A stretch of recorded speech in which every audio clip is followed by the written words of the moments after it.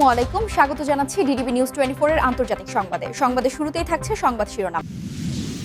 Trump নেতানিয়াহুকে কঠোর হুঁশিয়ারি দিলেন ইরানের সেনাপ্রধান।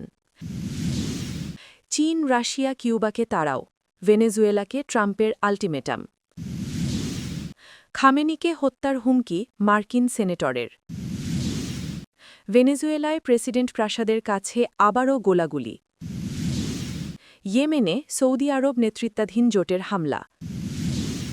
সফল গোয়েন্দা প্রধানকে সরিয়ে দিলেন জেলেনস্কি।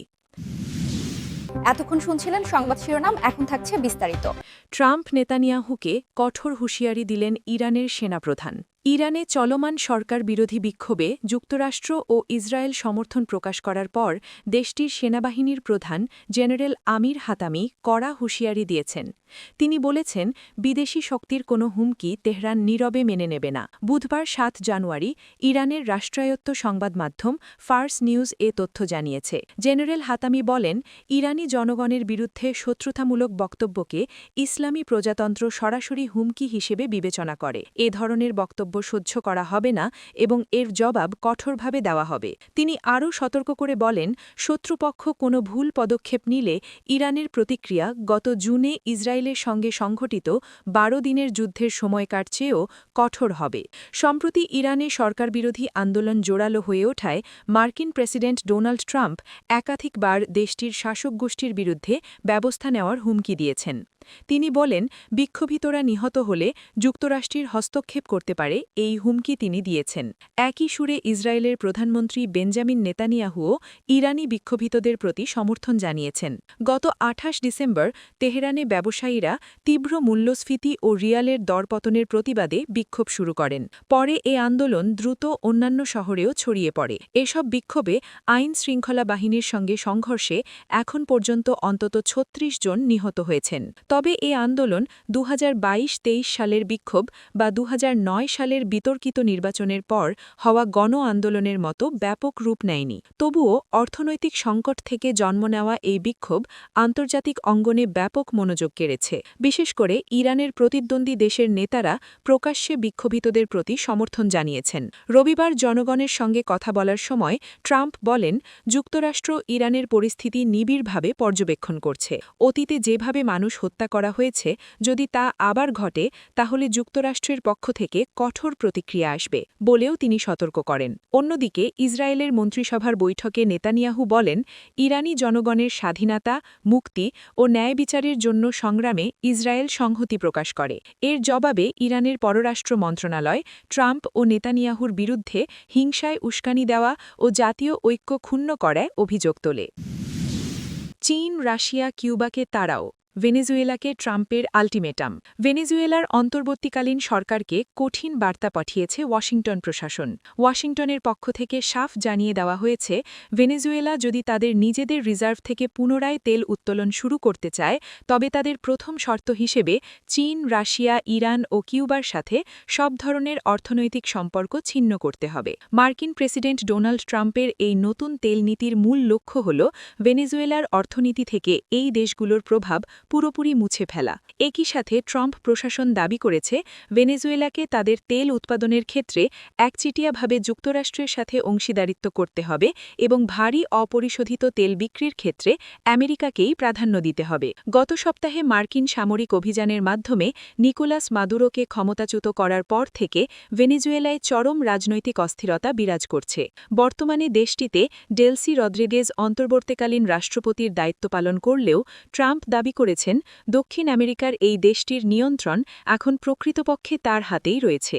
তবে ভেনেজুয়েলার জন্য এখন সবচেয়ে বড় সংকট হয়ে দাঁড়িয়েছে তাদের তেলের মজুদাগার। মার্কিন অবরোধের কারণে তেল রপ্তানি করতে না পেরে গত ডিসেম্বরের শেষ ভাগ থেকেই ভেনেজুয়েলা তাদের তেলের কূপগুলো বন্ধ করতে শুরু করেছে। ব্লুমবার্গের রিপোর্ট অনুযায়ী দেশটির বিদ্যমান তেল ট্যাঙ্কারগুলো এখন কানায় কানায় পূর্ণ এবং নতুন করে তেল রাখার কোনো জায়গা নেই। এই পরিস্থিতি রদ্রিগেজ সরকারের টিকে থাকাকে ঝুঁকির মুখে ফেলে দিয়েছে। মার্কিন পররাষ্ট্রমন্ত্রী মার্কো রুবিও আইন প্রণেতাদের রুদ্ধদ্বার বৈঠকে জানিয়েছেন, ট্যাঙ্কারগুলো পূর্ণ হয়ে যাওয়ার ফলে ভেনেজুয়েলার হাতে এখন আর কোনো বিকল্প নেই।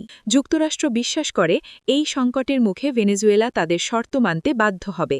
মার্কিন হিসেব অনুযায়ী তেলের মজুদ বিক্রি করতে না পারলে আগামী কয়েক সপ্তাহের মধ্যে কারাকাস সরকার আর্থিকভাবে দেউলিয়া হয়ে যেতে পারে।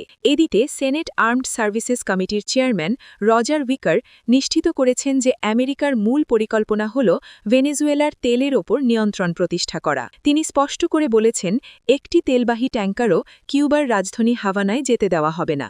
মার্কিন সরকার বর্তমানে ভেনেজুয়েলার তেলের জাহাজ ও ট্যাঙ্কারগুলোর নিয়ন্ত্রণ নেওয়ার প্রক্রিয়া শুরু করেছে। খামেনিকে হত্যার হুমকি মার্কিন সেনেটরের। ইরানে চলমান বিক্ষোভ দমনে সরকার কঠোর অবস্থান বজায় ধরে রাখলে দেশটির সর্বোচ্চ ধর্মীয় নেতা আয়াতুল্লাহ আলী খামেনিকে মার্কিন প্রেসিডেন্ট ডোনাল্ড ট্রাম্প হত্যা করতে পারেন বলে হুমকি দিয়েছেন সেনেটর লিন্ডসে গ্রাহাম। মঙ্গলবার ফক্স নিউজকে দেয়া এক সাক্ষাৎকারে এমন হুঁশিয়ারি দেন তিনি। এ খবর দিয়েছে তুর্কি বার্তা সংস্থা আনাদোলু এজেন্সি। খামেনিকে লক্ষ্য করে গ্রাহাম বলেন, যদি আপনি উন্নত জীবনযাপন প্রত্যাশী জনগণকে হত্যা করতে থাকেন তাহলে ডোনাল্ড ট্রাম্প জুনিয়র আপনাকে হত্যা করতে যাচ্ছে। ইরানে বড় পরিবর্তন আসছে বলেও মন্তব্য করেছেন গ্রাহাম। ইরানের বর্তমান সরকারকে নাৎজি আখ্যা দিয়ে বিক্ষোভকে ঐতিহাসিক পরিবর্তনের ইঙ্গিত বলে আখ্যা দেন তিনি। গ্রাহাম বলেন, ইরানের জনগণের জন্য সাহায্য আসছে। সাম্প্রতিক সপ্তাহগুলোতে অর্থনীতির চরম অবনতি এবং ইরানি রিয়ালের রেকর্ড দরপতনের ফলে দেশজুড়ে ব্যাপক বিক্ষোভ ছড়িয়ে পড়েছে। বিভিন্ন শহরে বিক্ষোভকারী ও পুলিশ সদস্যসহ বেশ কয়েকজনের মৃত্যুর খবর পাওয়া গেছে এবং কিছু সহিংসতার ঘটনাও ঘটেছে। সেনেটরের এই হুমকি এমন এক সময়ে এলো যখন খামেনি স্বীকার করেছেন যে বিক্ষোভকারীদের দাবিগুলো ন্যায্য, তবে কোনো রকম বিশৃঙ্খলা বরদাস্ত করা হবে না বলে সতর্ক করেছেন খামেনি। পরিস্থিতি নিয়ন্ত্রণে আনতে চেষ্টা অব্যাহত রেখেছে ইরান সরকার। দফায় দফায় ব্যবসায়ী প্রতিনিধিদের সঙ্গে আলোচনা করছে তারা। এর আগে ট্রাম্প বলেন, তেহরান যদি বিক্ষোভকারীদের বিরুদ্ধে সহিংস হয় তাহলে ওয়াশিংটন তাদের উদ্ধারে এগিয়ে যাবে। তার এই মন্তব্য ইরানের শীর্ষ কর্তাদের মধ্যে তীব্র প্রতিক্রিয়ার সৃষ্টি করেছে। ভেনেজুয়েলায় প্রেসিডেন্ট প্রাসাদের কাছে আবারও গোলাগুলি। ভেনেজুয়েলার রাজধানী কারাকাসে অবস্থিত প্রেসিডেন্ট প্রাসাদ মিরাফ্লোরেসের কাছে সোমবার ৫ জানুয়ারি গভীর রাতে নতুন করে গোলাগুলির শব্দ শোনা গেছে। প্রত্যক্ষদর্শীর বরাতে এক প্রতিবেদনে এ তথ্য জানিয়েছে খালিজ টাইমস। প্রতিবেদনে বলা হয়েছে, যুক্তরাষ্ট্রের সেনারা এক সামরিক অভিযানে ক্ষমতাচ্যুত প্রেসিডেন্ট নিকোলাস মাদুরোকে গ্রেপ্তারের কয়েকদিনের মধ্যেই এ ঘটনা ঘটল। তবে ভেনেজুয়েলার পরিস্থিতি এখনও নিয়ন্ত্রণে রয়েছে বলে জানিয়েছে সরকার ঘনিষ্ঠ একটি সূত্র। শনিবার ৩ জানুয়ারি মার্কিন শেষ অভিযানে প্রেসিডেন্ট নিকোলাস মাদুরো এবং তার স্ত্রীকে তুলে নিয়ে যাওয়ার পর থেকেই দেশটিতে থমথমে পরিস্থিতি বিরাজ করছে। তবে মাদুরোকে তুলে নিয়ে যাওয়ার পর তার ডেপুটি ডেলজি রদ্রিগেজকে অন্তর্বর্তী প্রেসিডেন্ট হিসাবে নিয়োগ দেওয়া হয়েছে। সূত্র বলেছে, অন্তর্বর্তী প্রেসিডেন্ট হিসাবে ডেলজি রদ্রিগেজের শপথ গ্রহণের কয়েক ঘণ্টা পর স্থানীয় সময় সোমবার রাত ৮টায় অর্থাৎ গ্রিনিচ মান সময় রাত ১২টায় কারাকাসের মধ্যাঞ্চলে অবস্থিত মিরাফ্লোরেস প্রাসাদের ওপর দিয়ে অজ্ঞাত ড্রোন উড়ে যায়। এই সময় নিরাপত্তা বাহিনী পাল্টা গুলি ছোড়ে। প্রাসাদ থেকে ৫ ব্লক দূরে বসবাসকারী এক ব্যক্তি বলেন, গুলির শব্দ শোনা গেলেও শনিবার ভোররাতে যে হামলায় মাদুরো ক্ষমতাচ্যুত হন তার তুলনায় এটি ততটা তীব্র ছিল না। তার মতে, ঘটনাটি প্রায় ১ মিনিট স্থায়ী হয়। নাম প্রকাশ না করার শর্তে ওই ব্যক্তি বলেন, প্রথমেই আমার মনে হয়েছিল আকাশে কোনো উড়োজাহাজ আছে কিনা তা দেখি, কিন্তু সেখানে কোনো উড়োজাহাজ ছিল না। আমি আকাশে কেবল ২টি লাল লাট দেখেছি। তিনি আরও বলেন, কি হচ্ছে তা বোঝার জন্য সবাই জানালার দিকে তাকিয়েছিল। কোনো বিমান আছে কিনা, পরিস্থিতি কি? এএফপি এ বিষয়ে জানতে ভেনেজুয়েলার যোগাযোগ মন্ত্রণালয়ের সঙ্গে যোগাযোগ করার চেষ্টা করেছিল, কিন্তু তারা তাৎক্ষণিকভাবে এএফপির অনুরোধে সাড়া দেয়নি। সামাজিক যোগাযোগ মাধ্যমে পোস্ট করা একটি ভিডিওতে দেখা গেছে আকাশে ট্রেসার বুলেটের মতো কিছু একটা ছোড়া হয়েছে। ভিডিওতে আরও দেখা গেছে গুলি ছোড়ার পর নিরাপত্তা বাহিনীর অনেক সদস্য প্রাসাদের দিকে ছুটে যাচ্ছেন। ইয়েমেনে সৌদি আরব নেতৃত্বাধীন জোটের হামলা। আমিরাত সমর্থিত বিচ্ছিন্নতাবাদীদের সংঘাত বিস্তার রোধে ইয়েমেনে সীমিত প্রাক প্রতিরোধমূলক হামলা চালিয়েছে সৌদি আরব নেতৃত্বাধীন সামরিক জোট।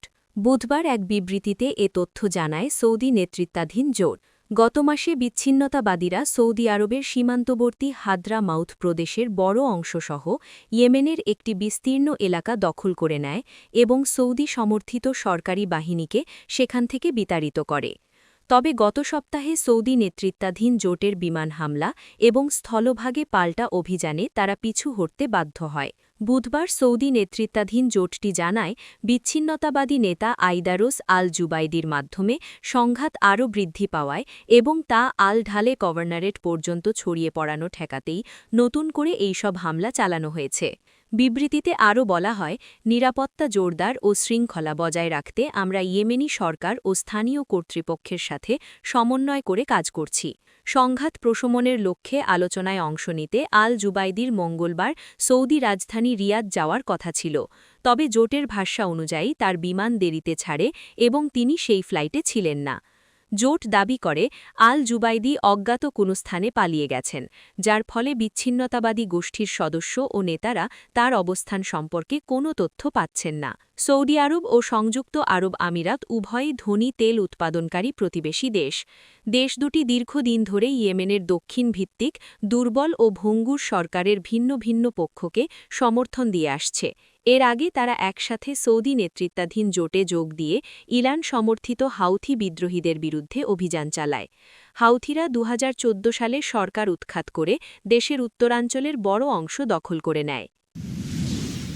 সফল গোয়েন্দা প্রধানকে সরিয়ে দিলেন জেলেনস্কি। ইউক্রেন রাশিয়া যুদ্ধ চতুর্থ বছরে পদার্পণের আগে সামরিক ও নিরাপত্তা প্রশাসনে বড় ধরনের রদবদল শুরু করেছেন প্রেসিডেন্ট ভলোদিমির জেলেনস্কি। এই প্রক্রিয়ায় সোমবার ইউক্রেনের প্রভাবশালী নিরাপত্তা সংস্থা এসবিইউ এর প্রধান ভাসিল মালিউককে সরিয়ে দেওয়া হয়েছে। ব্রিটিশ বার্তা সংস্থা রয়টার্স এ খবর জানিয়েছে। মালিউকের পরিবর্তে এসবিইউ এর ভারপ্রাপ্ত প্রধান হিসেবে মেজর জেনারেল ইয়েভগেনি খোমারেককে নিয়োগ দিয়েছেন জেলেনস্কি। খোমারেক 2011 সাল থেকে অভিজাত আলফা কমব্যাট ইউনিটে কাজ করছেন এবং 2023 সাল থেকে এর নেতৃত্বে ছিলেন। ভাসিল মালিউক 2022 সাল থেকে এসবিইউ পরিচালনা করে আসছিলেন।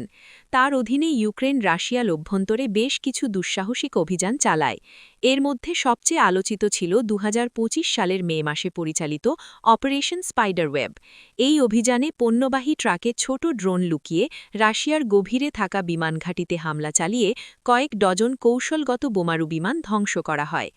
প্রেসিডেন্ট জেলেনস্কি সামাজিক যোগাযোগ মাধ্যম এক্সে জানিয়েছেন, তিনি মালিউককে এখন থেকে সরাসরি কমব্যাট অপারেশনে মনোনিবেশ করতে বলেছেন। তিনি বলেন, দখলদার ও রুশ রাষ্ট্রের বিরুদ্ধে ইউক্রেনের আরও বেশি অভিযান ও শত্রুকে নির্মূল করতে আরও জোরদার ফলাফল প্রয়োজন। ইউক্রেনের এই রদবদল কেবল গোয়েন্দা সংস্থাতেই সীমাবদ্ধ নয়। গত সপ্তাহে সামরিক গোয়েন্দা প্রধান কিরিলোভ বুদানভকে প্রেসিডেন্টের চিফ অফ স্টাফ হিসেবে নিয়োগ দেওয়া হয়েছে। তিনি দুর্নীতির অভিযোগে অপসারিত আন্দ্রি ইয়ারমাকের স্থলাভিষিক্ত হয়েছেন। এছাড়া নতুন প্রতিরক্ষা ও জ্বালানি মন্ত্রীর নামও দ্রুত ঘোষণা করা হবে। জেলেনস্কির পছন্দের প্রতিরক্ষা মন্ত্রী মিখাইলো ফেদোরভকে এখনও পার্লামেন্টের অনুমোদন পেতে হবে।